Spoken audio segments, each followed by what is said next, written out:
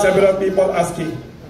I'm not oblivious to the questions, to the request, to the plea for me to consider leading the charge and consider running for the Senate.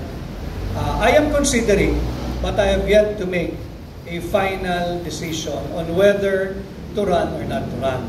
While I know we're already midstream of the filing today or so, October 4 na. What is the deadline? October 8. October 8. So, midstream tayo, meron pang natitirang 4 na araw. I'm still in the process of consulting well-meaning people, and mapapakinggan ko lang din yung kanilang views and thoughts and feel whether the Filipino people are already or ready to have a candidate in a campaign minus the wherewithals of a national campaign, the logistics, the funding, which incidentally I also discussed during my last meeting with President Duterte.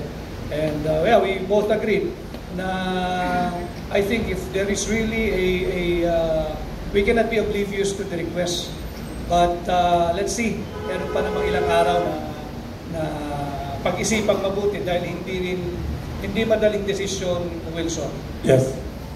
Thank you very much. Sir, anong napag-usapan nyo ni Mayor Baste Duterte nung nagpunta kayo ng Davao? And kasama ba sa napag-usapan yung dalawa kayong tatakbo sa midterm elections? Si Mayor Baste is a very, very good material to run for senator. But he is the mayor of Davao City, and from our conversation then, I think he is inclined to run for re-election, but not totally closing the door for a potential senatorial run. And I think even his party, I very well told Mayor Baste that I think he is one of the future of his party, the PDP party. And I dare to say, he is also one of that you can see in the horizon, the future of Philippine politics. So it's up to him. Again, I cannot speak on behalf of Mayor Baste, pero yun ang aming napag-usapan, Marlon. Hello, George Buit for